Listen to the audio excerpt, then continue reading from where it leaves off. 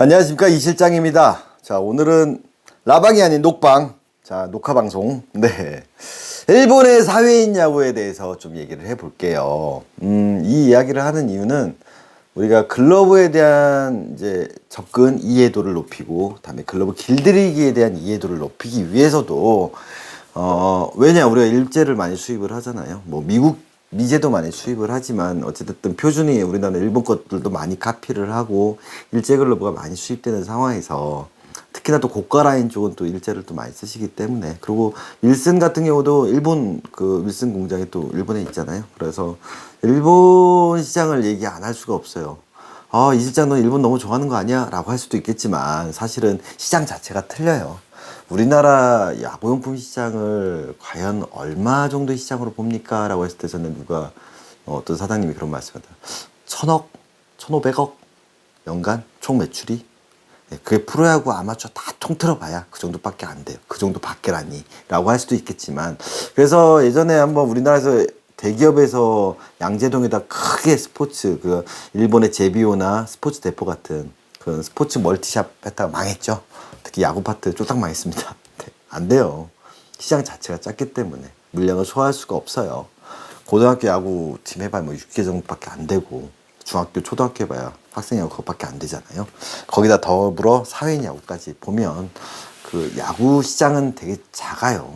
그러다 보니까 아무래도 큰 시장에서 많이 생산된 제품들을 수입하는 게 좀 더 수월하기 때문에 그렇긴 하는데, 일단 일본 사회인 야구에 대해서 알아볼게요. 이게 저는 알고 있지만 사람들은 잘 모르시는 부분들도 있고, 그리고 뭐 고시엔 관심 갖고 계신 분들도 많잖아요. 그러니까 일본 학생 야구에 대해서 잘 모르시는 분들도 있고, 그러다 보니까 우리가 뭐 일본 글러브 뭐 리뷰하는 거 보면 막 프로 선수 글러브 프로 누구 모델 해가지고 막 리뷰하고 막 설명하는데, 그래요. 그 후배가 그런 말도 하더라고요. 뭐 오더에서 이런 것도 되면 좋은데 왜 얘네들이 이거 안 해줘? 막 왜 이거는 왜 이렇게 안 만들어주라? 근데 제가 하는 말, 그걸 왜 만들어줘야 돼?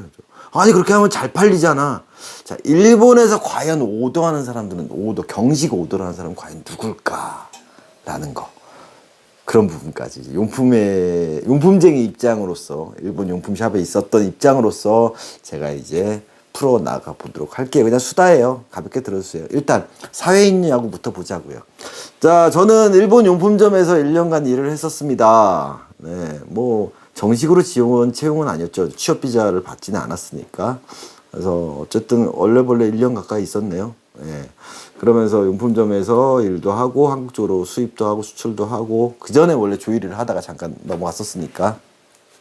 그러면서 학교 납품부터 시작해서 뭐 여러 가지 일들을 했었죠.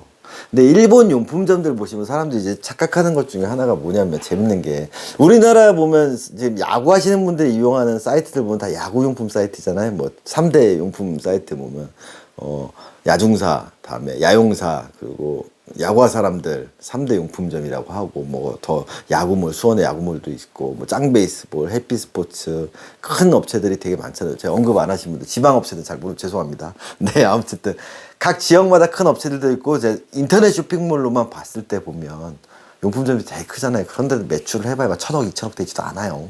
네, 어쨌든 그런 큰 용품점들이 있는데 대부분 야구가 메인이잖아요. 자, 일본에서 보시면 사람들이 이제 야구용품 전문 사이트들 가시면 뭐 스왈로우 스포츠라든가 뭐 베이스맨이라든가 뭐 그런 데들은 야구용품 전문 샵이에요, 진짜로.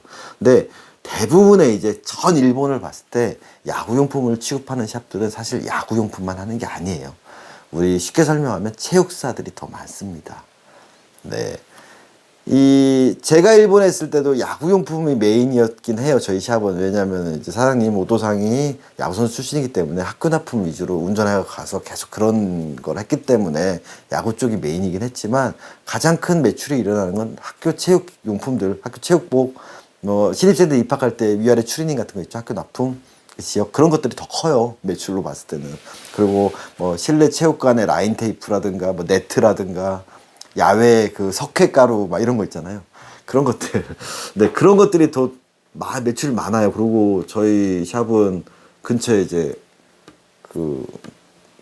큰 무도관이 있었어요. 가라데랑 뭐 합기도 하는 큰 무도관. 엄청나게 컸어요. 예, 그런 데에서 이제 가라데 도복 오비 이런 것들이 또 저희가 독점으로 계약이 돼 있어서 했기 때문에 그런 일들이 더 많았었어요, 사실은.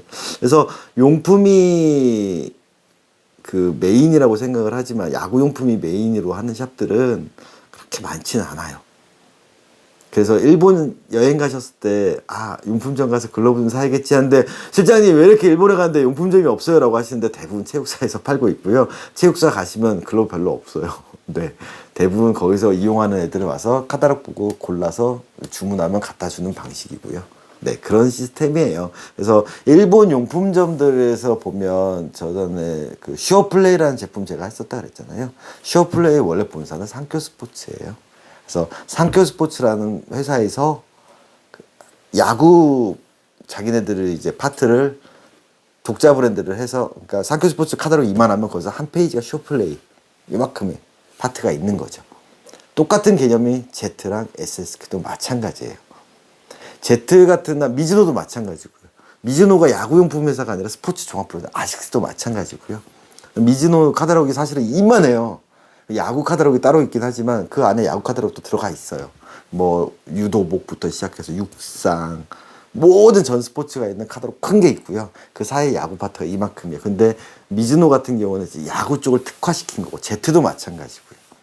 그리고 Z 같은 경우가 이제 많이 취급했던 게 챔피언, 우리 아시죠? 챔피언이랑 다음에 버터플라이 그 타쿠체, 그리고 그것도 있었죠. 유넥스, 뭐 다음에 뭐 아디다스.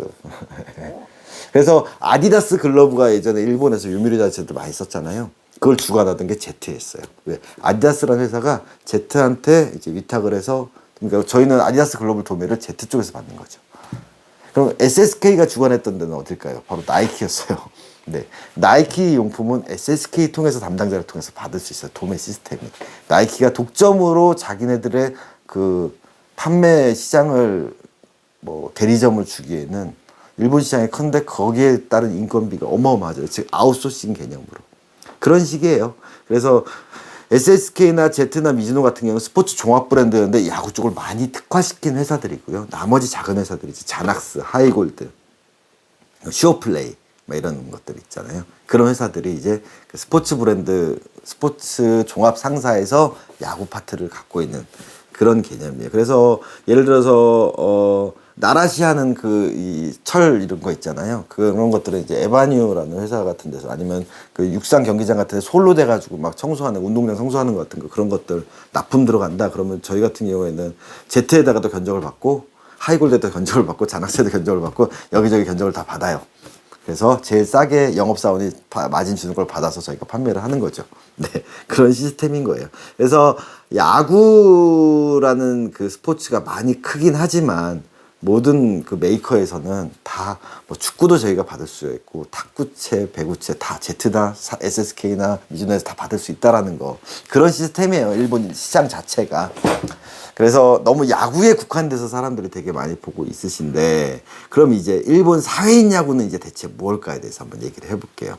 예전에 가장 황당한 뉴스 중에 하나가 그거였어요. 혹시 기억나실지 모르겠지만은 국가대표 게임을 가는데 일본 사회인 팀한테도 졌다! 막 이러면서 막, 아니 사회인 야구 팀한테 졌다, 막 이런 기사 보신 적 있으신가요?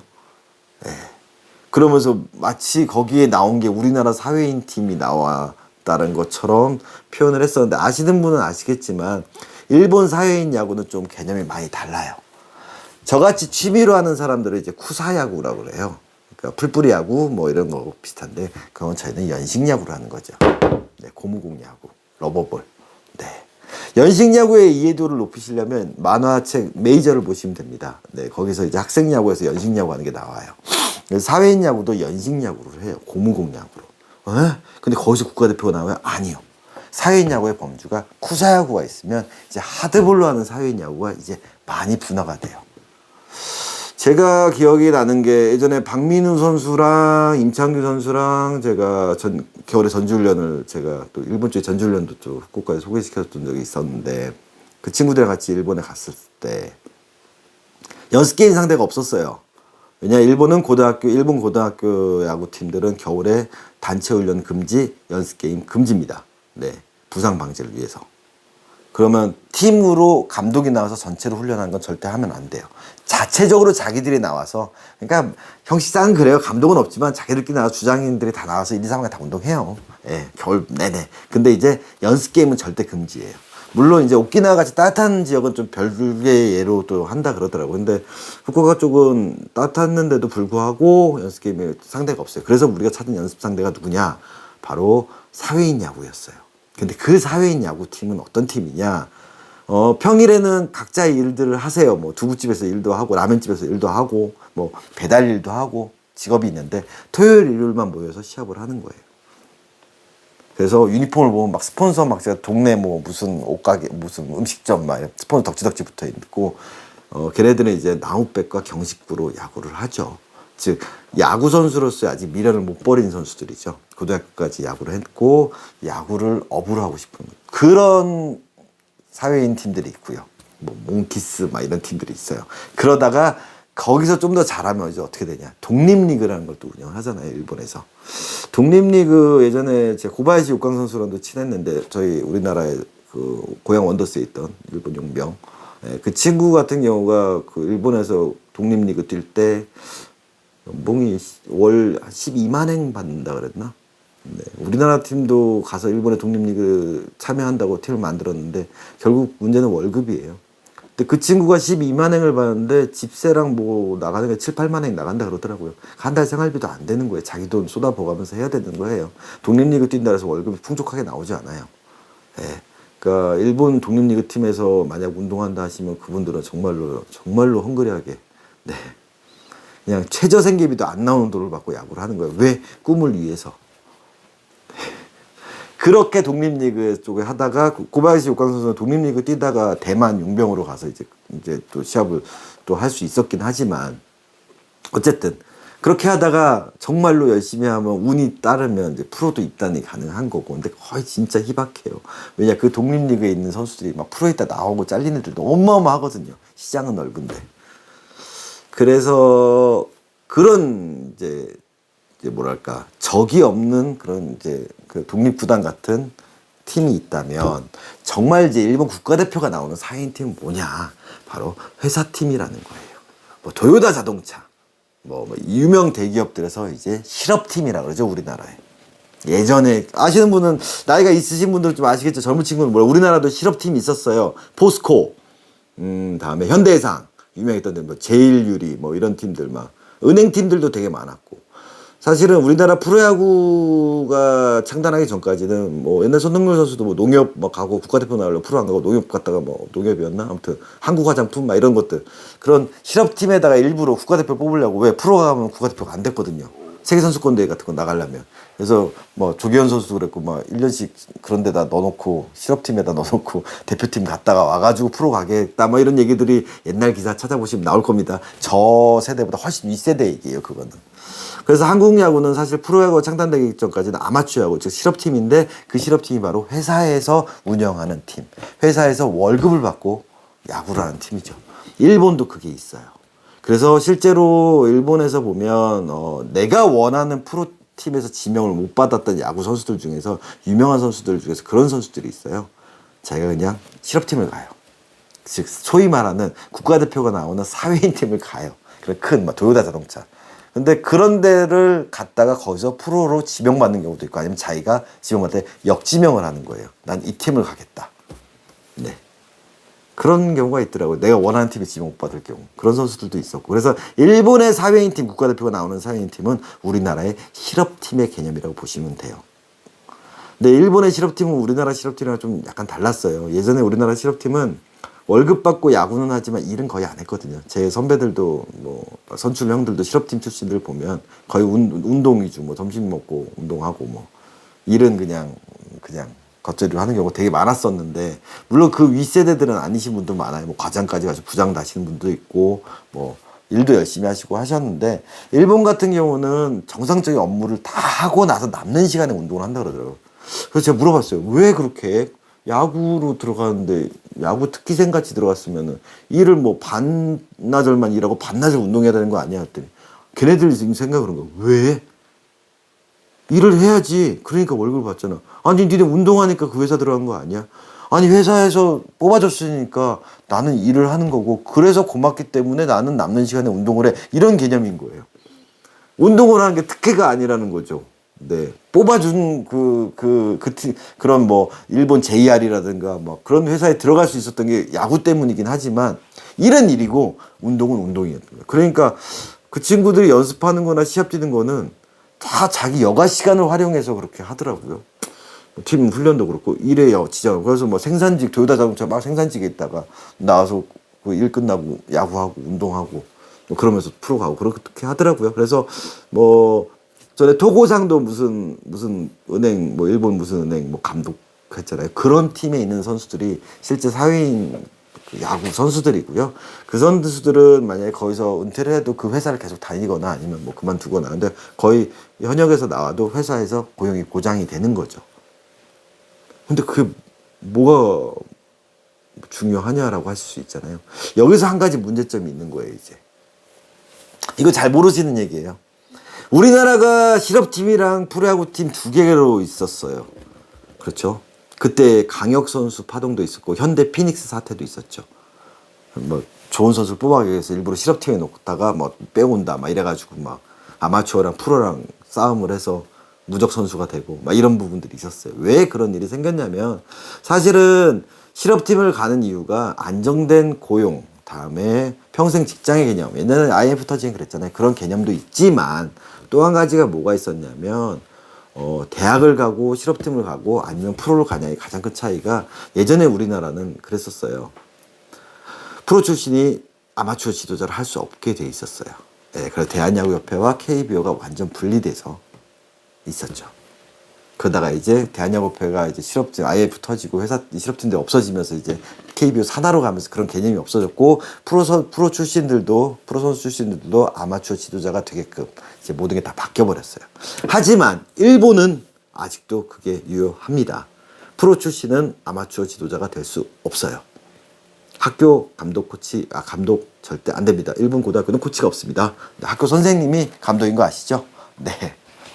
그래서 만화 메이저 보시면 혼다 고로의 아버지가 뭐 친아버지는 아니었지만 프로 선수잖아요. 양아버지. 네. 지도 못해요. 팀 단체 훈련에 개입할 수 없어요. 그러면 시합 출전 정지가 납니다. 프로 선수 출신이 뭐 학교 훈련에 관여를 한다? 그러면 문제가 생기는 거예요. 절대 있어요. 아마추어와 프로는 분리가 돼요. 그러니까 일본 선수들도 선택을 하는 거예요. 내가 대학을 갈 거냐, 프로를 갈 거냐, 아니면 뭐 대학을 가서 학교 선생님 돼서 뭐 할 거냐, 아니면 프로를 가서 프로야구 선수 야구로 그냥 승부를 볼 거냐. 근데 승부를 보겠다고 해서 야구 선수를 했다가 막 몇 년 만에 잘린다. 그래서 일본 야구도 그게 있더라도 프로에서 뭐 고졸 3년 차인가, 그리고 대졸 5년 차인가, 뭐 아무튼 반대일지 모르겠지만 몇 년 차까지는 무조건 자를 수가 없게 돼 있대요, 프로야구에서는. 네, 우리나라도 좀 그게 반영은 된다고 하는데. 2군 선수들이 3년간 엔트리 확대가 되든 어쨌든 1군에 못 올라가면 뭐 거의 정리해고 1순위일 거예요. 왜? 매년 뽑아야 되니까. 프로야구팀 엔트리는 차 있으니까요. 일본도 좀 그런 시스템이에요. 그래서 냉정하게 고민을 하는 거죠. 내가 프로 선수 성공하겠다 싶으면 프로야구로 가는 거고 아니면 사회인 팀, 아까 말했던 회사팀을 가는 거죠. 그럼 거기서 그만두더라도 아마추어 지도가 된다든지 본인이 뭐 할 수 있는 방법이 있죠. 근데 또 문제가 있어요. 아까 잠깐 말씀드렸지만 그런 독립구단 같이 사회인 팀 있잖아요. 그 스폰서 없는 그 지역의 그 경식 야구를 하는 사회인 팀들. 그런 팀들은 감독님들이 있고 코치님들이 다 있어요. 근데 그분들이 대부분 뭐냐면 일본에서 역대 뭐 스타 플레이어 출신이라든가 아니면 뭐 되게 유명한 프로팀에서 있던 꽤 이름 날리던 선수들이 그런 팀을 운영을 하시고 계세요. 감독, 코치로. 근데 그 팀은 이제 우리나라와 이제 가장 다른 부분이 뭐냐면 월급이 없어요. 감독, 코치 월급이 없어요. 무료 봉사예요. 회비는 있어요. 왜? 운영비는 선수들이 돼야 되니까. 최소의 비용, 뭐 이동하는 뭐 지방을 한 다음에 이동하는 비용 아니면 야구장을 빌려야 되면 야구장 빌리는 비용 정도. 단체 도구가 필요하다? 그럼 뭐 그런 거 하는 거 정도만 이제 소액으로 내지 야구단을 운영함에 있어서 감독 코치 월급이 없어요. 이제 일본 야구와 한국 야구의 가장 큰 차이가 여기서 벌어진다고 보시면 됩니다. 야구로 돈을 벌 수가 없어요. 제가 일본의 쿠사야구라고 이제 사회 이제 이 연식 야구를 했잖아요. 팀들이 어마어마하게 많아요. 근데 이거 리그가 있잖아요. 리그 운영을 누가 할까요? 이제 이게 한국이랑 이제 일본에서 가장 큰 차이가 나는 부분 중에 하나가 뭐냐면 우리나라는 리그를 운영하는 업체가 있잖아요. 무슨 리그니 무슨 리그니 그리고 리그비를 몇 백씩 받아서 하잖아요. 일본은 그렇게 하지 않아요. 그냥 그 리그에 들어간 소속된 팀이 있으면 거기서 운영진들이 모여서 자체적으로 무료로 봉사하는 거예요. 일본에 제가 갔을 때 어느 날은 야구장을 너무 멀리 가는 거예요. 야, 왜 이렇게 멀리 가? 그러니까 아, 거기가 잡혔대요. 거기가 니네가 쓰는 야구장이 아니야? 왜 매번 달라? 라고 했더니 그게 니네 야구장도 많잖아. 그랬더니 하는 소리가 팀도 많아. 팀이 너무 많고 야구장이 많음에도 불구하고 팀이 너무 많기 때문에 그 리그에 속해진 막 열댓 개 팀이 있으면 그 팀의 대표자들이나 아니면 팀에서 운영진들이 다 그 야구장 추첨을 받을 수 있게 계속 예약을 거는 거예요. 월 초에 막 다 넣는 거예요.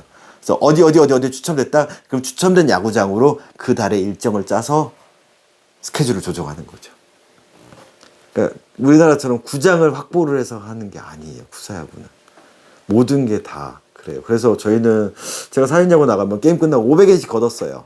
네, 그걸로 심판비도 주고, 그다음에 그걸로 이제 구장 사용료, 2시간 썼으니까 1,500, 심판비가 그때 당시 4,500엔 정도 했던 것 같아요. 우리랑 비슷했어요. 4-5만 원 돈 하는 거니까 심판비 그거 나고 총무가 그 매니저 여자 매니저가 있으니까 걷어다가 그거 정비 계산하더라고요. 그래서 모든 게 다 투명하게 자체적으로 운영을 하는 거예요. 그러니까 누군가 총대를 메고 봉사활동을 하는 거죠. 네. 그러니까 일본의 사회인 야구, 쿠사야구의 개념은 그런 개념이에요. 이권이 개입되어 있지가 않아요. 내가 리그 운영해서 얼마씩 팔 때가 이게 안 돼요. 왜? 구장이 모든 게 다 시의 소속이고 그 마을 커뮤니티의 소속이고 하기 때문에 독점해서 쓸 수가 없어요.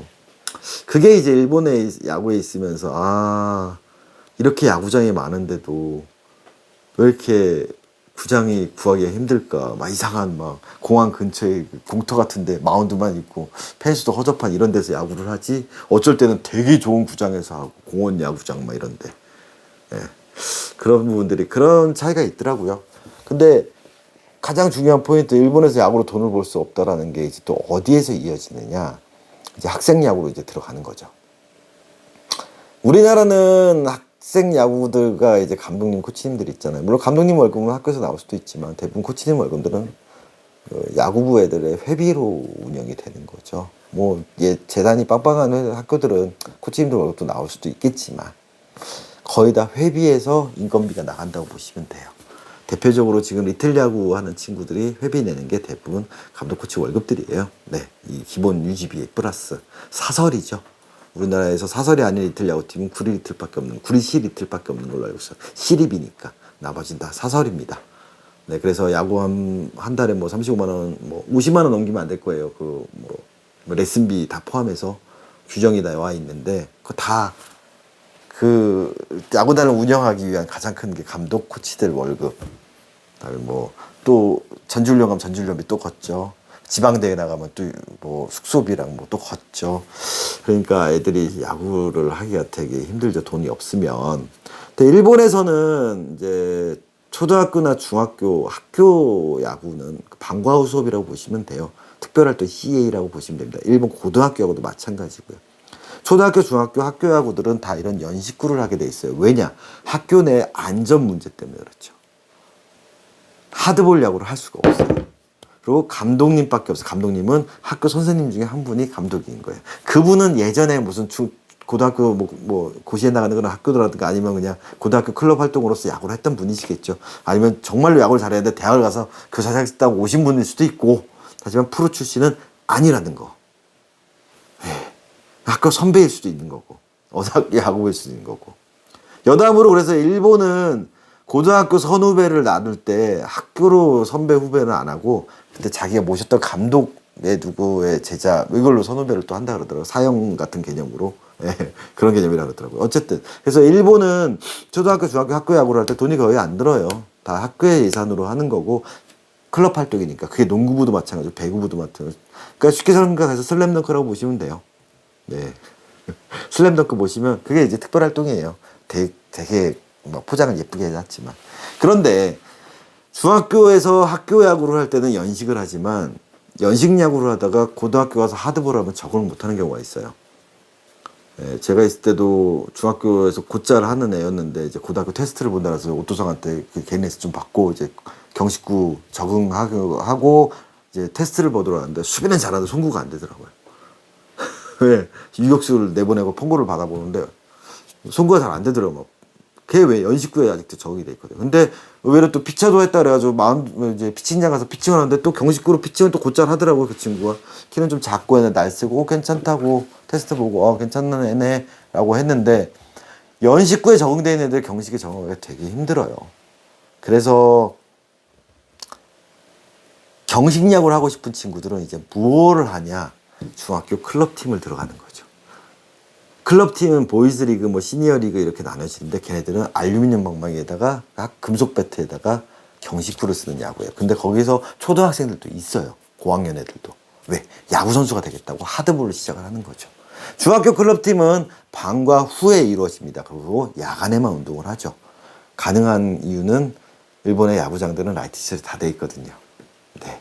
그래서 그 지역 클럽팀들이 있으면 야구장을 독점으로 쓰지는 못하고요. 한 두 팀이나 세 팀이서 나눠서 야간에 운동을 하죠. 그러면 야구장을 못 쓰는 날은 쉬나? 아니요. 그냥 동네 공터 같은데 제가 갔던 팀은 약간 언덕배의 중턱에 있었는데 거기 큰 주차장이 있어요. 거기 이렇게 해가지고 닭장처럼 망쳐놓고 거기서 한 저희 공방 크기보다 더 작아요. 그 한 폭은. 그리고 2배 정도 길이 그 안에서 티도 치고 막 사다리에서 막 스텝 밟고 있고 그러고 운동하더라고요. 그리고 라이트가 없잖아요. 앞에서 학부형들이 헤드라이트 3개 딱 쏘고 있어요. 네. 근데 그 팀 잘했어요. 네. 그리고 일주일에 한 2번인가 3번은 시 야구장 가서 라이트 켜놓고 전체 훈련하고. 네. 근데 그 팀의 감독님이, 총감독님이 켄터키 프라이드 치킨 할아버지처럼 생기셨었는데 저 딱 한 번 뵀거든요. 안 나와요, 야구장에. 그분은 역대 요미우리 몇 번째 4번 타자 출신이래요. 예. 그냥 총감독님이세요. 그럼 실제로 그 팀을 연습시키는 건 누구냐? 코치님이세요. 우리나라로 지금 수석 코치 같은 코치님이 뭐 게임 오다도 짜고 선수들 훈련을 시켜요. 근데 거기에 진짜 코치가 있었어요. 막내 코치. 걔는 누구냐? 그 감독 역할을 하는 수석 코치 아들. 그리고 그 아들도 그 리틀 야구단 그 클럽팀 출신. 네, 그래서 아빠랑 아들이 애들 가르치더라고요. 네. 근데 두 분 다 월급은 없습니다. 총감독님도 월급은 없습니다. 그 팀이 월 회비가 3,500엔 정도 된다 그러더라고요. 모든 개인용품, 단체용품은 별도로 본인들이 실비를 내고 유니폼 값 얼마, 뭐 스파이크 얼마, 단체 들어가면 다 각자 각출을 해서 그 돈만 내면 되고요. 팀 회비는 3,500엔에서 한 4,000엔 정도, 35,000원에서 4만 원 정도만 내면 돼요. 그 돈이 뭐냐? 야간에 라이트 키는 거, 운동장 빌리는 돈, 그리고 주말에 시합 나가면 버스도 어차피 지역사회잖아요. 그 지역에 누구 어디 크게 버스 한 대 있는 사람 있으면 그 사람한테 비용 주고, 운전은 그 코치나 수석 감독들이 이제 운전하고 다니시는데 그분들도 다 직업이 있으신 분들이세요. 즉 회사 끝나고 와서 애들 가르치고 쉬는 날 주말에 애들 싣고 다니고 그러면서 돈을 한 푼도 벌 수가 없어요. 그 일본 야구가 시장이 클 수밖에 없는 이유는 결국에는 모든 게 다 소위 말해서 보란티어라 그러더라고요. 다 무료. 그걸 함으로써 수익이 아무것도 없어요. 그냥 좋아서예요. 제가 갔던 어떤 팀, 그 이치방이라는 무슨 그 클럽팀 감독님이라다 오토사이나 친구라서 많이 갔었는데 짬뽕집 하세요. 나가사키 짬뽕 같은 거. 막 주방에서 요리하고 있어요. 그럼 왔냐고. 네, 그분이 그 팀 이제 클럽팀 뭐 감독님이시더라고요. 그리고 뭐 몇 년 전에 뭐 누가 프로를 갔다 여기 출신이 막 이런 것들 막 사진 붙어 있고 라면집 안에. 네. 그러니까 일본 야구 시장은 커질 수밖에 없어요. 구사하고 돈이 안 들어요. 게임 나갈 때마다 500엔씩만 나면 돼요. 뭐 좀 많이 낸다 1,000엔. 클럽팀 야구 한 달에 35,000원, 4만 원만 내면 돼요. 나머지 용품값 자기가 다 하면 돼요. 네. 전지훈련 같은 거 없어요. 겨울엔 어차피 시합 금지니까. 아무튼 그래요. 아, 겨울에 시합도 이제 허락받으면 할 수 있구나. 저희 중학교 애들 전지훈련 갔을 때 시합했으니까. 네, 고등학교 마찬가지예요. 학교에서 다 예산 나와서.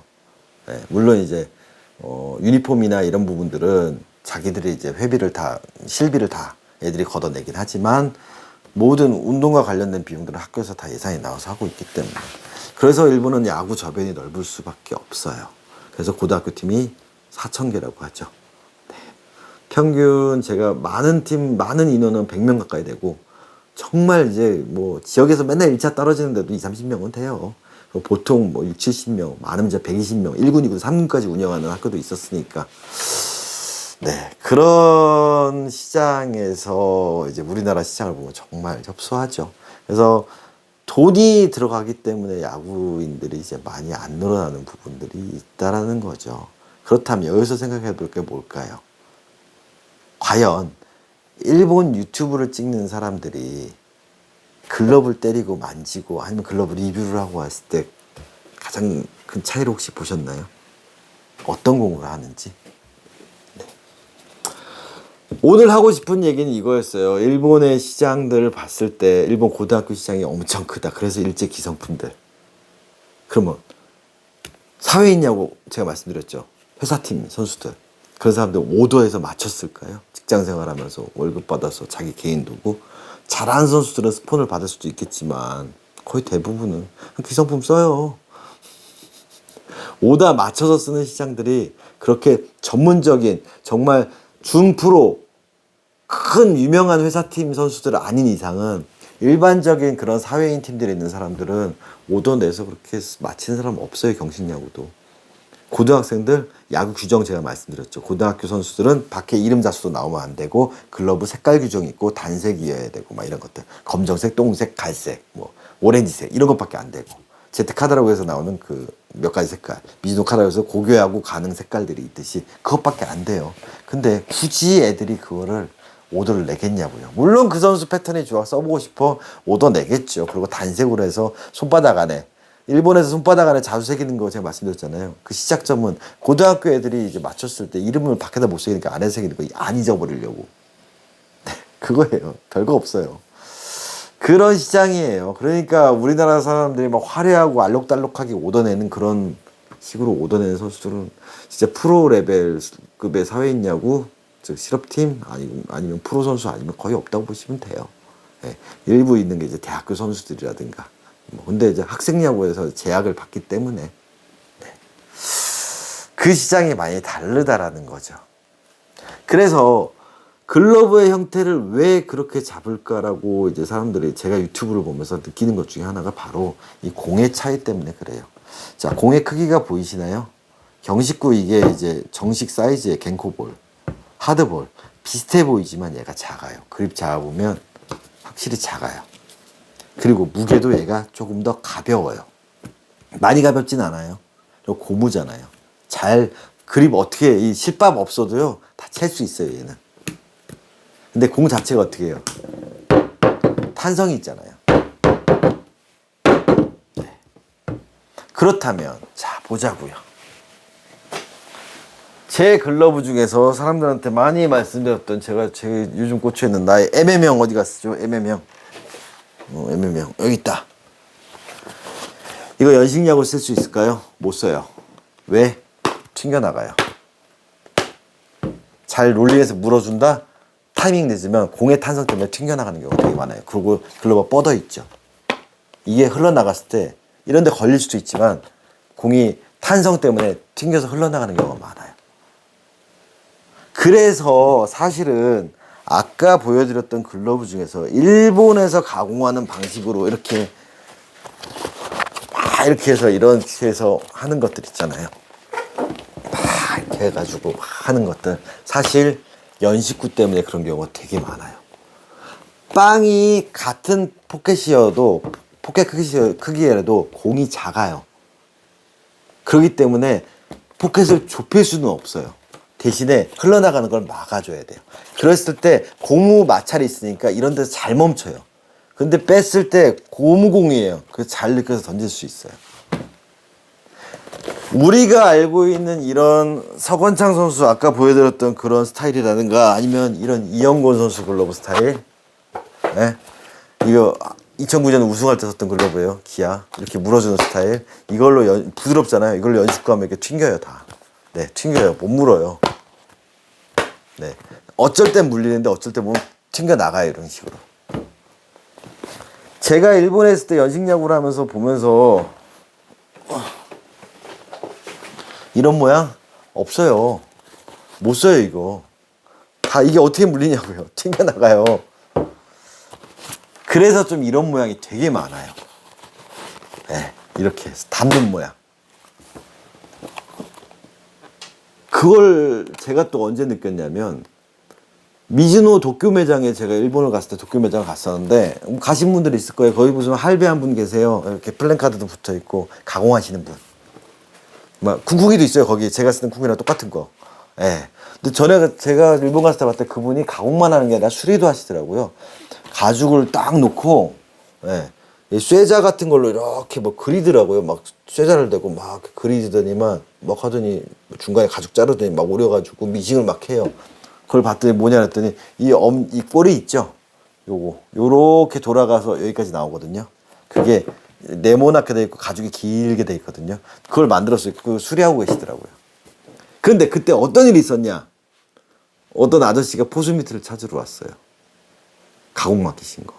그 선반에 있던 검정색 미즈노 검정색 포스미트를 드린 거야. 그랬더니 막 끼더니 미트를 끼더니 뻑뻑하대요. 그랬더니 뭐 얘기하더니만 다시 갖고 와. 그랬더니 막 조져. 또 막 쿵쿵이 때리고 막 비비고 막 접해. 그러더니만 그 아저씨가 미트를 끼더니 어떻게 하냐면 포스미트가 어디 갔죠? 예. 네. 막 미트를 끼더니만 막 이렇게 하더니 막 이렇게 하고 있는 거예요. 네, 연식이에요. 하드볼 미트 그렇게 하면 안 돼요. 연식이에요. 얼마 전에 유튜브 릴스를 봤는데 어떤 메이커였던 것 같아. 일본 메이커가. 그 사람 요즘에 손 나오고 이거 쉐이퍼 이것 말고 이렇게 몽둥이 같이 큰 걸로 많이 때리더라고. 요즘 맨날 나와가지고 이거 하고 있더만. 자기 브랜드 하면서 막 여기 막 치고 막 이러고 있더만요. 저는 그게 납득이 안 가는데 거기서 문제가 뭐냐면 자기네 포스비트인데요. 이거는 이제 넥센 선수 거 이제 나갈 건데 새 제품을 갖더니 계속 이러고 있는 거예요. 이렇게 하더니만 계속 여기를 때려요. 그러더니만 나중에 막 잡더니 부들부들 떨면서 이러고 있어요. 이렇게 보여준다고. 여기 막 부들부들 떨고 있어요. 그 짓을 왜 하는지 모르겠어요. 그러더니만 밑에 모양을 어떻게 만들었냐? 이렇게 만들어 놓더라고요. 네. 이 밑에 제가 가공해 드린 거예요. 이분은 여기가 끊어져서 왔어요. 왜? 보관을 이렇게 했어요. 궁 2개 놓고 딱 묶어 놓고. 계속 이분도 여기만 접은 거죠. 팀에서 안 잡히니까. 네. 반대로 잡았죠. 네. 그래서 왜 끊어진 거 반대쪽은 제가 가위로 끊었거든요. 보여드려. 공이 타는 거예요. 네. 계속 이러고 놓고 계속 때리고 있어요. 저는 납득이 안 가요. 분명히 미트는 아랫벽 윗벽으로 위아래가 비대칭이고 이렇게 물어야 되는데 가고 다 끝난 거거든요. 네. 넥센 키움이구나. 키움 2군 선수 거예요. 여기 보면 히어로즈 써있죠.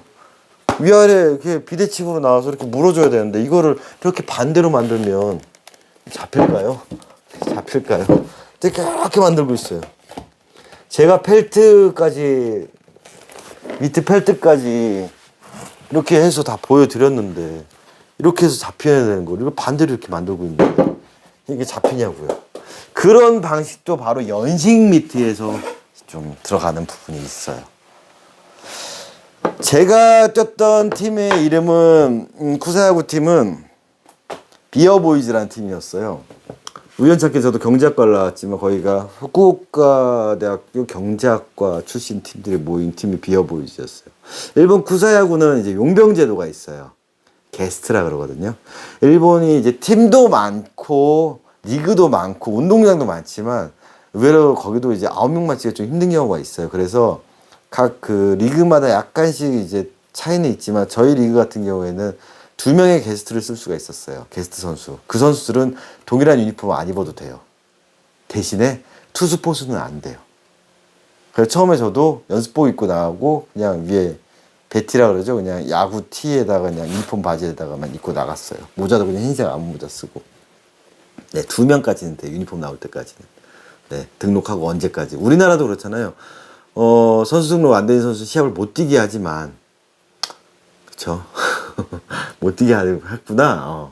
네, 가짜로 뭐 예전에 막 선수 몰래 데리고 와서 뛰기도 했지만, 일본은 그냥 오픈돼 있어요. 데리고 올 수 있어요. 용병 데리고 올 수 있어요. 그리고 리그 시합 뛸 수 있어요. 단, 투포수만 빼고.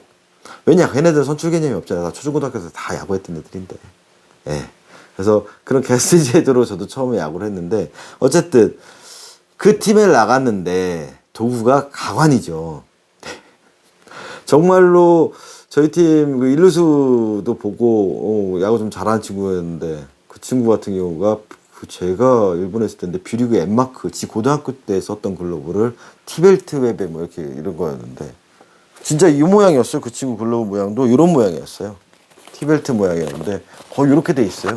그거 가지고 일루도 보고 외야도 보고 네, 이렇게 돼 있어요. 그냥 이것처럼 이렇게 말려있진 않아요. 근데 인간적으로 약간 이렇게 오므려져 있어요. 왜? 공이 작으니까 많이 오므러지는 거예요.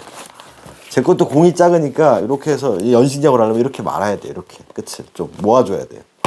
예. 공이 작으니까 모여요. 하드볼 때는 잘 안 모여요. 또 그런 글러브였는데 저랑 같이 제가 시합을 뛰는 중간에 끈이 끊어졌어요. 지금 고등학교 때 썼던 글러브는 그 고등학교 졸업하고 나서도 사인이라고 계속 썼으니까 거의 7, 8년 만에 끈이 끊어졌대요. 연식구를 쓰면 절대 끈이 안 끊어져요. 예, 절대는 아니지만 진짜 안 끊어져요. 그래서 제가 전에 연식 글러브 말씀드릴 때 연식끈은 약하다고 말씀드렸잖아요. 그래서 연식 글러브 사시면 하드볼로 쓰면 끈이 잘 끊어질 수 있습니다. 그래서 끈을 교체를 한다라든가 아니면 힘 받는 부위는 새 걸로 갈아주신다라든가 그 말씀 드렸던 이유가 바로 그거예요. 끈이 안 끊어져요, 애들이. 그 저희 팀 센터 보던 애가 키는 짝달막했는데 한 1m 69, 8 정도 되는 친구였는데 왼손잡이였어요. 글러브를 사왔대. 그 당시 제트 프로스테이터스 연식 왼손잡이인데 투수용을 갖고 왔어요. 진짜 거짓말 안 하고 요거보다 작아요. 요거보다 투수용. 연식 투수니까 더 작아요. 와, 이네 뭐 새 글러브 샀냐고 막 그러더니 막 자기가 막 묶어놓고 막 이렇게 왔더라고요. 근데 그 친구 센터 봤거든요. 저희 팀 포수애가 저를 맨날 데리고 다녔어요. 그 제일교포 3세 친구 흥일이라고 박흥일이라고 한국 이름으로 본지 오래됐네. 아무튼 그 친구가 저를 맨날 픽업 다니고 했었는데 이 친구도 고등학교 때까지 야구했는데 어깨는 좋았던 친구였대요. 근데 그 센터 그 빨간 글러브 좌투 투수 글러브 샀던 애랑 둘이서 정식 거의 연식야구장 꽤 큰 구장을 갔는데 펜스 90m 거리였는데 펜스부터 홈판까지 롱팩하는 연식구로 롱팩하는 애 그 정도로 어깨가 좋은 애였거든요. 센터 보고. 근데 걔 그 올라운드 투수 글러브 샀어요. 연식야구 하는데. 그러니까 연식야구를 하면 글러브에서도 그렇게 연연은 안 해요. 그 2만 천행이었어요. 그 당시 2만행의 소비세 별도에서 5% 2만 천행. 와 이러고 사요. 저가 한국에 있을 때만 해도 그런 거는 거들떠도 안 보는 사회인야구 우리나라 사회인야구 분들도 안 쓰는 글러브였는데. 그러니까 일본 시장에서 제일 큰 시장은 사실 연식 시장이라는 거예요. 거기서 글러브 매니아들은 연식 오더를 많이 내요. 왜? 쓰는 공이 연식이니까 물러야 되거든요. 경식 이런 거 사서 연식약을 쓰질 못해요. 전에도 토고 뭐 유명한 글러브 리뷰하는 애가 토고 글러브로 막 영상 찍었다 나한테 링크 보내서 옛날에 저 유튜브 하기 전에 봤었는데 막 토고 글러브에서 설명만 해놓고 바깥 캐치볼은 연식으로 캐치볼 하고 있어요. 그럴 때 펑고도 연식으로 받아요. 네. 그러니까 그 형태가 나올 수밖에 없어요. 글러브가. 경식으로 펑고 받는 거랑 연식으로 공으로 펑고 받는 거랑 전혀 달라요. 개념이. 근데 웃긴 건 뭐냐면 일본 유튜브에서 글러브 막 만지고 길들이는 애들 보면 연식 글러브 만지는 그런 스타일의 글러브 길들이는 거를 경식 글러브에다 그대로 접목하는 게 되게 많아요. 무령부도 그렇고 글러브 형태 잡는 것도 그렇고 네, 좀 이렇게 담아서 안 빠지게 만들려는. 근데 제가 실제로 현장에서 가서 봤던 고등학교 선수들한테 중학교 클럽팀 선수라니까 하드볼을 그러니까 걔네들도 뭐 그런 글러브를 사서 뭐 가공 받아서 쓸 수도 있겠지만 실제로 현장에서 가서 봤던 애들 글러브들은 다 이렇게 돼 있어요. 이렇게 돼 있거나 막 이렇게 벌어져가지고 이렇게 돼 있어요. 얇게 돼서 막 이렇게 써요. 그러고 나서 공 받으면 하드볼 받으면 공이 어딨지? 예, 공이 무게감이 있잖아요. 다 이렇게 쓰는 거예요. 막 낭창낭창하고 막 이렇게 되고 막 이렇게 될 것 같아도 잡으면 막 이렇게 잡아도 형태가 벌어진 채로 이렇게 쓰고 있어. 다 글러브 엎어놓으면 다 이렇게 돼 있어요.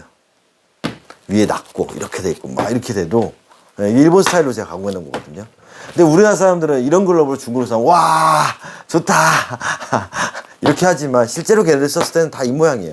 막 2년 3년 쓴 글러브도 이래요. 그리고 제가 일본에 있을 때 유행했던 게 구보타 유행하고 마타 있는 글러브들 막 무령부 막 한참 유행할 때였는데 실제로 무령부에서 업체에서 길들여주는 모양은 지들이 막 이렇게 해서 뭐 이렇게 만들어줬지만 현장에서 학생들이 쓰는 글러브 모양 그 모양이 아니에요. 왜? 캐치볼을 이렇게 하고 있잖아 걔네들은. 펑고도 받을 때도 이렇게 받지. 네, 펑고 받을 때도 탁 물어서 빼는 띵가서 빼는 이런 식으로 야구를 하기 때문에 글러브 모양이 이렇게 나오는 거예요. 절대 이렇게 쓰는 것들은 연식야구에서 이렇게 써요. 여기서 연식야구 쓰면 어떻게 할까요? 조금 더 벌리겠죠. 좀 더 벌려놓고 그럼 이런 건 연식야구 쓰기 되게 좋아요. 잘 물리니까. 왜? 가죽공이니까. 근데 하드볼을 하면 이게 안 돼요. 걔를 타고 놀거나 안에서 덜그럭대 버리는 거예요. 고무공이 아니니까. 일본 시장을 봤을 때 이 경식 시장과 연식 시장에서 이게 혼재돼서 이게 있다 보니 글러브 맨 만지시는 분들이 그 미즈노 장인 뭐 가공 장인처럼 손님의 니즈에 맞춘다는 게 뭐냐면 연식 글러브는 짓이겨서 뭉그러뜨려서 부드럽게 만들어줘야 되는 거고 근데 그걸 경식 글러브에다가 반영시킬 수는 없잖아요. 근데 연식야구 하셨던 분들도 예전에는 경식을 하셨던 분들이지만 어쨌든 그래서 유튜브 같은 거 보면 조금 사람들이 경계해야 될 부분들이 그렇게 공이 스핀을 멈춰주는 모양 하드볼로 쓸 수 있을 모양인지 아니면 이런 연식구에 특화된 모양으로서 길을 내는 건지. 근데 제가 봤을 때 잘못된 것들은 어찌 보면 연식 글러브 형태를 경식 글러브에다 반영을 해서 그렇게 길들이는 건 전 잘못됐다라고 좀 판단하는 거죠. 그리고 그 결과 잘못됐다고 제가 판단하는 근거는 그렇죠. 일본 고등학교 현장 경식야구를 하는 애들 글러브 현장도 있지만 실제로 제가 프로 선수들 한국 프로 선수들 글러브들을 실전에서 정말 1군에서 주전으로 시합 뛰는 선수들 글러브를 보면 일본 유튜브에서 나온 그런 글러브 모양 없어요. 실제로 일본에서 프로 출신인데 뭐 그만둬가지고 캐치볼 할 때 글러브 모양들도 보면 이런 모양 없어요. 아까 했던 이런 모양 없어요. 그래서 제가 권해드리고 싶은 유튜브는 뭐냐? 일본 프로야구단 선수들 아니면 유명 선수들 그 뭐 시합 때나 게임 전에 몸 푸는 거 유튜브 찍은 거 아니면 스프링 캠프 같은 거 캠프에서 훈련하는 펑고 받을 때 영상 뭐 그런 것들을 많이 보시라는 거예요. 실제 사용을 어떻게 하는지. 그게 더 저는 내가 글러브를 어떻게 길들여가야 하는 가이드라인을 잡을 때 더 많은 공부가 된다고 봅니다. 쉐이퍼로 어딜 때리고 어딜 꺾고 어딜 만지는 것보다 그거를 이해를 하시면 아 얘네가 왜 거기를 꺾고 형태를 잡냐라는 부분에 대해서 아이고 오늘 딱꼭질이 많이 나서 이해가 좀 빨라지실 거예요. 그렇다면 제가 올렸던 새나글 그리고 인체의 신비 글러브의 구조 이런 부분들이 조금 무언가 이해가 좀 빨라지실 거예요. 제 바람 중에 하나는 뭐냐면 솔직히 말해서 우리나라도 좀 야구가 활성화되려면 이런 고무공으로 하는 연식야구를 했으면 좋겠어요. 네. 일단 고무공으로 하면요 비싼 글러브를 안 사셔도 돼요. 포지션 큰 영향은 없어요. 네. 고무공이기 때문에 그냥 올라운드 글러브 같은 것도 괜찮아요. 네. 그리고 비싼 글러브도 필요 없고 다음에 수리도 많이 안 생기겠죠. 끈이 끊어진 것도 없겠죠. 사회인 야구에서는. 그리고 초등학교 애들이나 중학교 애들 연식구 쓰면 안전하기도 하고 부상도 위험도 없을 뿐더러 다음에 고무공이기 때문에 핸들링이 좋아질 수밖에 없어요. 손바닥이 딱딱해지고 다치니까. 그래서 일본 선수들이 핸들링이 좋다, 기본기가 좋다라고 하는 게 연식야구에서 바운드 맞히는 거라든가 아니 공을 빨리 뺀다라든가 이런 부분에서 스킬들이 좋아지는 게 결국 손이 부드러워지는 거. 그게 연식구의 장점인데 사회인 야구에서도 마찬가지예요. 제가 아직도 기억났던 게 사회인 야구 시합을 갔는데 그냥 공원이에요, 공원. 네, 그냥 사람들 많은 그냥 평범한 공원인데 야구장이 공원 중간에 있어요. 근데 지상에서 한 1.5m 정도 뚝 꺼진 상태로 이렇게 있더라고요. 덕아웃이 좀 내려와 있고. 네. 더가웃 지붕이 조금 올라와 있고 중간 정도 1.2m, 3m 정도 꺼져 있어요. 거기에 야구장이 있어요. 사이즈는 크지는 않았어요. 근데 내야 그 홈판 위에 망이 있고 내야 쪽에만 망이 있고 외야도 얕아요. 다 넘어갈 수 있는 공이에요. 근데 그 주변에서 유모차도 끌고 다니고 걸어 다니는 사람들 야구하는 거 보니까 공 나가면 얘기만 해도 적당히 못 피할 수 있는데 못 피해도 다치진 않거든요.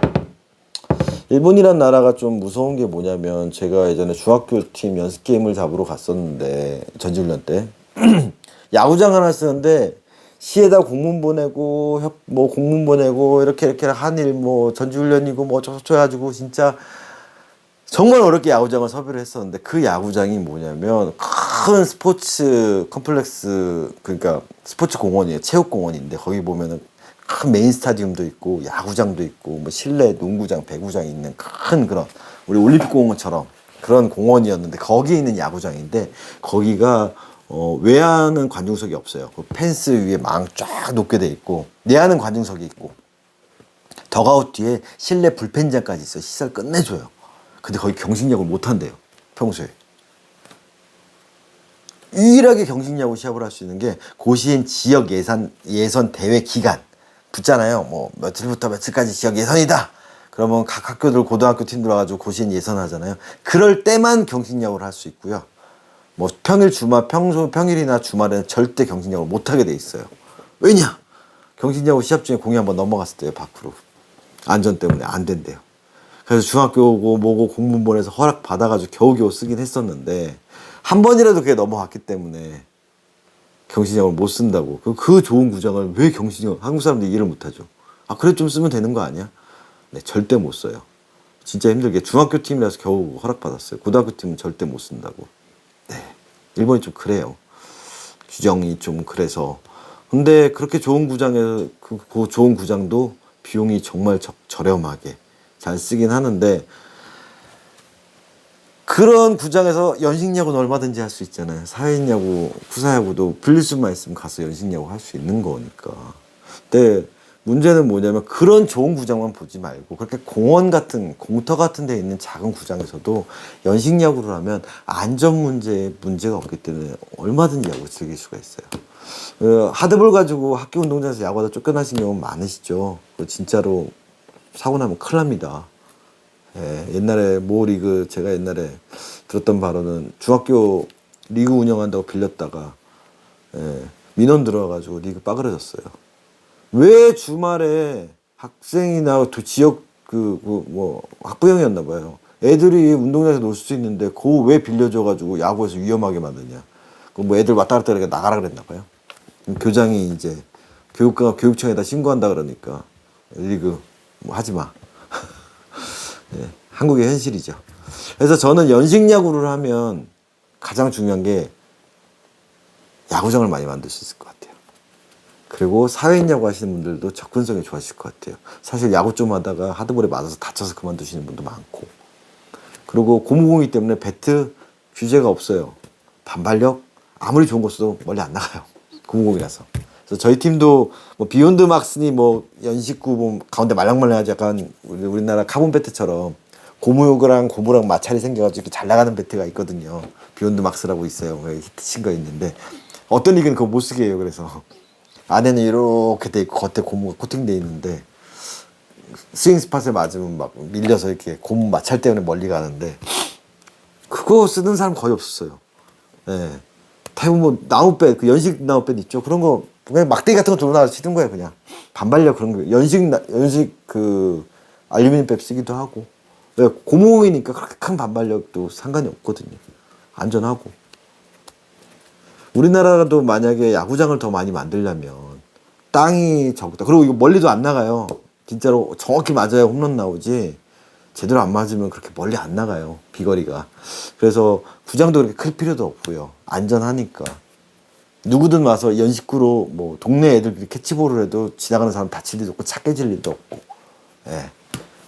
그렇다면 연식야구로 하면 야구장도 많이 만들 수 있고 다음에 누구든 쉽게 또 야구를 접할 수도 있고 도구도 이렇게 40만 원, 50만 원, 60만 원짜리 안 사셔도 되고 15만 원짜리, 10만 원짜리도 충분히 야구 즐길 수 있는 배트도 뭐 카본 배트니 뭐 G2K니 뭐 스칸디움이니 그런 거 안 쓰셔도 되고 돈이 되게 많이 적게 들죠. 보수 같은 경우도요. 프로텍트 안 하는 경우 되게 많아요. 마스크랑 렉가드만 하는 경우도 많고요. 연식 헬멧, 저 사회인야구 뛸 때 헬멧 쓰는 팀 없었어요. 그 유튜브 같은데 뭐 유니폼 막 입고 헬멧 쓰고 막 하잖아요. 그냥 모자 써도 돼요. 일부 팀들이에요. 대부분 다. 저도 모자 쓰고 해서 처음에 헬멧 갖고 왔는데 혼자만 쓰려니까 쪽팔려서 못 쓰겠더라고요. 아, 쪽팔리다. 죄송합니다. 창피해서 못 쓰겠더라고요. 아무도 안 쓰는데 뭐. 그냥 모자 쓰고 야구 모자 쓰고 타석 들어서요. 배팅 장갑도 잘 안 껴요. 손에 땀 많은 애들도 그냥 편수 장갑 사서 그것도 고시엠 모델 있잖아요. 올 블랙, 올 흰색 그런 거 같은 거 하나 사서 그냥 한 손만 놓고 끼든가 해요. 저는 또 한국 사람이라 필라 장갑 그 선수 지금요 빨간색 예쁜 거 사가는데 꺼내지도 못했어요. 한 타석 한 게임인가 쓰고 창피해가지고 아무도 그거 안 쓰니까. 그래서 포수는 렉가드랑 마스크만 쓰는 경우 되게 많고요. 맞아도 안 아프거든요. 네, 무릎을 꿇어대니까 아프고. 그래요, 일본 사회인야구. 네. 뭐 포수 헬멧 쓰는 경우도 있는데 방망이에 맞아서 위험하니까 쓰기도 하는데 진짜 모자 뒤집어 쓰고 하는 경우도 많아요. 네. 네, 그렇습니다. 그래서 저는 우리나라 하다못해서 진짜 리틀 야구가 됐든 초등학교 취미반들은 좀 이런 연식구 같은 야구로 좀 접근하면 좀 더 펀하게 즐겁게 야구를 즐길 수 있지 않을까. 네, 그리고 정말 이제 그 시장이 좀 그 인력풀이 넓어진 상태에서 중학교를 가서 이제 좀 선별이 되든가 아니면 고등학교 가서 선별이 된다라든가 그렇게 해서 나뉘는 것도 나쁘지 않을 것 같은데 저는 가장 궁극적으로 사회인 연식 리그를 한번 좀 해보고 싶어요. 근데 문제는 이제 돈이 또 들어가겠죠. 예, 리그를 운영하려면 왜 구장을 돈 주고 빌려야 되니까. 딜레마예요. 그래서 기회가 되면 저는 좀 연식야구 활성화하는 방안을 좀 생각해 보려고 해요. 제가 나중에는. 네. 그리고 이 공은요 잘 잊어버리지도 않아요. 왜냐면 공이 튕기면 이 나중에 기회 되면 갱코볼 같은 거 싸니까 사서 쓰세요. 써보세요.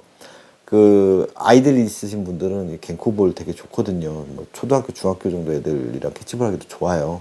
아빠랑 이런 거 어디 튕 튕겨나가니까 공이 잘 찾아요. 그리고 때 타잖아요. 그러면 저희 사회인팀 같은 거, 제 쿠사하고 그 비어보이즈 같은 경우는 이제 매니저가 공 갖고 가가지고 집에서 이렇게 비누칠해서 솔질하면 하얘져요, 또. 계속 쓸 수 있어요. 하얘니까 또. 깨끗하고, 빨 수 있으니까.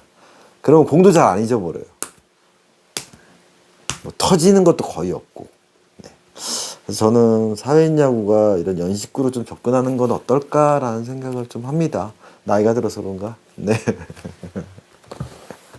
아무튼 그렇습니다. 이게 이제 일본 사회인 야구, 학교 야구, 고등학교 야구, 전에 일본 야구에 대해서도 뭐 왜 고등학생 클럽은 단색일까? 막 그런 말씀을 드렸잖아요.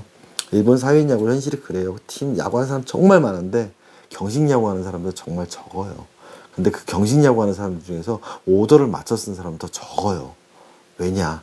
일본 사람들은 돈은 많을지 몰라도 국민은 가난하다 그러잖아요. 네. 걔네들 글러브 1년에 막 4만 몇천엔짜리 막 고등학교 입학할 때 엄마 이거 3년 쓸게 그러고 막 사요. 네. 기초 생활비가 자체가 비싸기 때문에 글러브에 우리나라처럼 이렇게 비싸게 투자 못 한다라는 거죠. 솔직히 막말로 말해서 우리나라 막 집에서 출퇴근하고 한 달에 한 200, 250 정도 번다라고 하면 비즈니스 프로 오더 할 수 있어요. 할부 한 3개월, 6개월 하면 되잖아요. 일본은 그게 안 돼요. 네. 전에 제가 말씀드렸는지 모르겠지만 용품점에서 진짜 한 5년 넘게 쓴 철판 해변대 제트 거 웹 쪽 끈이 찢어졌나 그랬을 거예요. 찢어졌는데 웹을 수리를 하시더라고요. 또 제트는 자기네 품번이 있으니까 웹을 또 만들어. 색도 약간 달라요. 얘는 바래져 있고 고쳐줬어요. 근데 끈도 갈라니까 끈은 또 안 갈겠대요. 끈도 약한데 근데 안 갈겠대요. 그냥 웹만 갈아달래요. 그럼 웹값 얼마 3,500엔인가 받았으니까 3,500엔에다가 그 공임 끈 두 군데 플러스니까 1,000엔 플러스해서 4,500엔에 소비세 5% 해서 4,700 얼마 받았죠. 정말 거짓말하고 얼마 한 달 있다가 또 끈 끊어져서 왔어요. 또 끈가 1,500엔. 근데 소비세 5% 1,575엔 받고 한 줄 갈아줬어요. 네, 끈값이 1,000엔이었구나. 공임 500엔 해가지고. 그러면 생각을 해보자고요. 거의 6,000엔이 들었어요. 근데 그 글러브가 12,000엔짜리거든요. 아, 15,000엔짜리거든요. 15만원? 15,000엔? 근데 보통 살 때 20% 정도 할인 받거든요. 아시는 분들이나 뭐 이렇게 패밀리 할인하면 정가에서 한 12,000엔 정도 되지 않을까요? 5년 썼고 웹이 찢어졌고 끈도 갈았잖아요. 근데 안에도 거의 막 헐어 있을 거 아니에요. 흐물텅거리고. 우리나라 사람 같으면 하나 사지 않을까요? 수리비가 다 해서 15만 원짜리 글러브인데 정가가 우리가 13만 원 정도, 12만 원 정도 살 수 있는 글러브인데 5년 썼고 수리비가 한 번은 4만 5천 원 나왔고 한 번은 끈수리비 또 2만 원 나왔고 그러면 얼마? 6만 5천 원 수리비가 들어가면 우리나라 사람들은 하나 사지 않을까요? 근데 일본은 안 그래요. 네. 또 끊어지면 또 끈 갈 사람이에요. 우리나라 사람 성향이 약간 미래 가치를 생각하고 현재 가치와 미래 가치를 비교해서 좀 미래 가치가 높다고 생각하면 그냥 과감하게 몰입 비용을 그냥 포기해버리는 스타일인데 일본 사람들은 지금 당장 얼마가 돈이 들어갔냐가 더 중요한 것 같아요. 스파이크도 가죽창인데 여기 빵꾸가 나 있어요. 창이 빵꾸가 나서 흙이 들어가는데 징을 갈러 와요. 사회냐고 하시는데 그것도 15,000엔짜리 스파이크였는데 앞에 코바가네랑 이거를 또 하겠대요. 아니 빵꾸가 소리 다 가죽창에 빵꾸가 나서 그 사이로 흙이 다 들어가는데 그럼 이거 코바가네다 하는데 3,500엔 가죽 그하고 진 가리 하는데 그거 공임에서 3,500엔 7,000엔 들어갔거든요. 그런 거 스포츠 데포 같은 데 가면 구형 모델 15,000엔짜리면은 거의 막 8,000엔 9,000엔으로도 살 수 있는데도 굳이 그거를 그 수리해서 신더라고요. 네, 참 신기하죠. 네. 그게 일본 스타일입니다. 그래서 오더 글러브가 생각보다 일본 공장에서 많이 생산 안 돼요. 그러면 그 공장을 유지하는데 직원들이 몇십 명, 수십 명씩 있을 거 아니에요. 그 생산 라인에서 있는 사람들.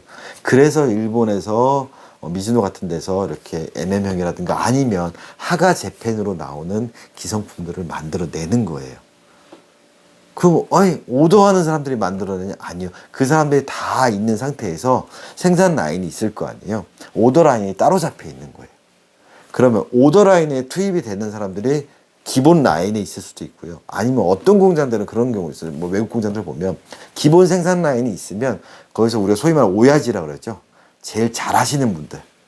그분들만 거쳐서 나오는 게 오더 글러브들. 필리핀이나 그런 쪽 그렇게 하더라고요. 그러니까 그것도 자기들 그냥 정식 근무 시간에는 기성품만 생산하다가 오버타임 시간에 그 베테랑급들이 모여서 제작하는 게 오더 글러브. 미즈노도 아마 그렇지 않을까 싶어요. 오늘 왔던 MM형 글러브 보고 만듦새가 참 좀 떨어진다, 완성도가 떨어진다라고 봤을 때 그건 뭐냐면 분명히 이것도 기술직이잖아요. 기성품 라인에서 계속 열심히 실력을 해야 좀 윗단계로 올라오고 윗단계로 업그레이드 될 거 아니에요. 그러다가 모든 거 섭렵해서 제일 위에 이제 조장 같은 급이 되다 보면 그 중에서 한 명이 이제 제일 잘하는 사람이 키시모토상이나 그 쯔보다씨 같이 신의작 만든 그 아저씨, 신의 아저씨처럼 되는 것처럼 누군가는 이 경험을 쌓아야 될 거 아니에요. 그 경험을 오더 제품으로 경험을 쌓는 거는 색도 틀리고 박음실 색깔 뭐 미스 나올 확률이 되게 높잖아요. 정해진 패턴과 정해진 스펙대로 만들어진 기성품을 계속 생산하면서 숙련시키는 거죠. 그리고 오더 글러브 같은 경우가 생산성이 많이 떨어져요. 그러니까 기성품 한 3개 만들 동안에 오더 하나 만든다고 보시면 돼요. 혼자 만드는 거 아니에요. 사람들이 또 잘못 알고 있어요. 오더 글러브, 누구 한 명이 만드는 줄 알았는데 아니에요. 그냥 생산 라인 돌아가는 거 똑같아요. 네. 그런데 생산성을 높여서 많이 만들어야 되잖아요. 왜? 인건비는 똑같으니까. 그래서 하가 공장에서 사실은 큰 시장의 고등학교 시장을 위해서 그리고 숙련도를 높여주는 방법으로서 기성품을 만드는 거고, 그런데 이제 걔네들도 인건비가 많이 올라가기 때문에 중국 현지 공장이라든가 해외 공장에서 그런 기성품도 많이 만드는 거고, 연식 글러브 같은 경우도 메드인 재팬을 만들기에는 공임이랑 이게 비싸기 때문에 해외에서 만들어서 들어와서 메드인 차이나, 메드인 필리핀, 메드인 타이완 이런 것들이 15,000엔, 20,000엔대 글러브 시장들을 많이 차지하고 있죠. 네, 그게 일본 시장이에요. 그래서 우리는 뭔가 일본 좀 뭐 키시모토자 막 오더 막 이런 것들에 너무 포커스를 맞추는데 사실 그게 걔네들한테 그게 큰 돈은 안 되는 거라고 봐요 저는. 뭔가 자기네들의 프라이드 아니면 이 정도의 기술력이 있다라는 걸 보여주든 아니면 우리는 이렇게 해서 프로선수를 나가는 모델이고 니들이 원하는 걸 사 이런 마케팅적인 부분이지 실제로 돈을 버는 부분들은 4,000개의 고등학교 팀 한 팀에 평균 100명씩만 해도 40만 명이 조금 전에 35만 명 정도 그 1년에 35만 개씩 글러브가 거의 경식 글러브가 소진되는 그 시장을 많이 볼 수밖에 없는 건데 우리나라 사회에 있냐고 하시는 분들은 그렇죠. 네, 모르겠어요. 제가 여기 고가 글러브들만 와서 그런지 몰라도 엘리트 선수 많이 봐서 그런지 몰라도 자꾸 오더 쪽에 눈을 돌리더라고요. 그래서 기성품과 오더 제품의 차이 제가 말씀드린 색깔도 있지만 패턴적으로도 좀 차이가 납니다. 특히나 미즈노 같은 경우는 글로벌 레트랑 미즈노 프로 기성품이랑은 피팅 자체가 다릅니다. 그리고 크래프티드 에디션 같이 나온 것들 아니면 예전에 하가 크래프티드라든가 고등학생 타겟으로 하는 모델은 같은 미즈노 프로라도 피팅이 좀 타이트하고 다릅니다 라고 했던 이유가 바로 그런 부분이에요. 그러니까 용품 현장에 있는 사람으로서 글러브 그런 것도 질문 많이 하시더라고. 뽑기에 대해서 어떻게 생각하냐고. 네, 뽑기 운이 필요합니까? 네, 필요합니다. 오더 글러브를 그 생산하는 그 라인에서 베테랑이 좀 만들면 잘 나오는 거고요. 투입됐던 사람들 중에서 한 명이라도 좀 약간 초심자가 들어가거나 아직 실력이 완성되지 않은 사람이 하면 그래서 가끔 예전에 미즈노 프로 5단데 와 이건 뭐야 라고 그러니까 시니찌로 웹에 같이 티벨트 그물 웹이었는데 이 웹바란스 하나도 안 맞고 글러브 진짜 나오고 근데 고가 라인에서 그렇게 나왔던 글러브들이 처음엔 그렇게 나와도요 다 풀러서 다시 본체 가공하고 컴파운드 다시 하고 형태 잡으면 모양 잘 나와요. 이 합봉이나 이런 부분은 괜찮았던 부분이에요. 근데 이제 조립하고 완성하는 부분들에서 이제 손을 탄 부분이 완성도가 떨어진 부분이죠. 오늘은 MM형도 제가 다 풀러서 하면 이런 모양 다시 나올 거예요. 이건 뽑기가 되게 잘 됐던 글러브. 네, 저 제품은 보내신 분도 아시겠죠. 뽑기 실패. 네, 그런 부분에서 이제 오더 글러브 같은 경우도 퀄리티 차이가 좀 나요. 네. 근데 자재 부분에서 차이는 안 나지만 그런 전체적인 완성도 부분들. 그래서 왜 이렇게 오더 쪽에서 우리나라 사람들은 관심이 많은데 일본에서 그렇게 큰 투자를 안 하는 부분에서는 바로 이제 시장의 차이인 것 같아요. 예, 그래서 오더 글러브가 과연 그렇게 품질이 좋냐? 아, 얘네는 왜 이런 것들 기성품을 오더보다 비싸게 파냐라고 했을 때, 뭐 시간적인 뭐 그런 부분, 뭐 생산하는 시간도 있겠지만 오더 시장보다는 이런 걸 만들어서 파는 게 메이커 입장에서는 더 돈을 잘 벌고 쉽게 벌 수 있는 방법이잖아요. 고등학교 애들 쓸 수 있으니까. 네. 레드 아니에요. 레드 오렌지예요. 네. 빨간처럼 보이지만 레드 오렌지는 고등학교 애들 쓸 수 있어요. 근데 좀 더 빨갛게 나오긴 했어요. 네, 레드는 못 써요. 네, 레드 오렌지는 쓸 수 있습니다. 네. 아무튼 여기까지가 제가 일본에서 경험했던 이제 사회인 야구, 다음에 쿠사 야구, 다음에 학생 야구, 그리고 프로 야구까지 얘기였습니다.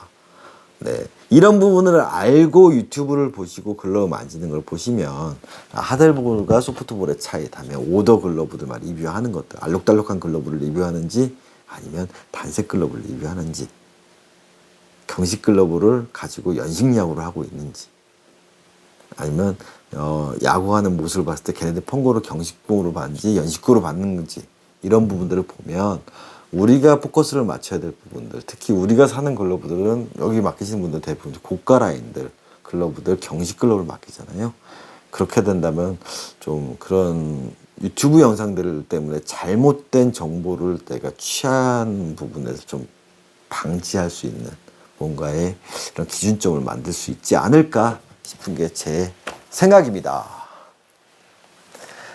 아무튼 그래서 토고 같은 거 아까 보여드렸잖아요. 요렇게 쓰시면요. 네, 이런 거 연식량이 되게 좋아요. 네, 이렇게 하면 연식량 다 들어와요. 네, 이게 훨씬 쉬워요. 네, 하드볼은 안 된다라는 거, 이렇게 돈다라는 거. 네, 이 차이 또 기억해 주시기 바랍니다. 얘는 연식구 못 쓰고, 얘는 연식구 시합 때 쓸 수 있고, 얘는 경식구 시합 때 쓰면 돌고, 얘는 물리고. 아시겠죠? 자, 이상 이 실장이 얘기하는 일본 야구의 이 잡설이었습니다. 네, 그냥 이거는 재미로 들어주시고요. 얘기가 길었는데, 그냥 손님들이랑 전화 통화하거나 커피 마시면서 여기서 얘기하거나 뭐 수다 떨 때 하던 얘기들이었는데 대충 주저리 떠들어 봤습니다. 그래서 어찌됐든 근간은 야구 기술이고 야구란 플레이가 모든 게 근간이 돼야지 글러브를 이야기할 수 있다라는 거, 그리고 시장 부분도 생각을 해야 된다라는 거까지 제가 설명드렸습니다. 이상 쓸데없는 얘기 녹방 라방이 아닌 녹방 이 실장이었습니다. 감사합니다.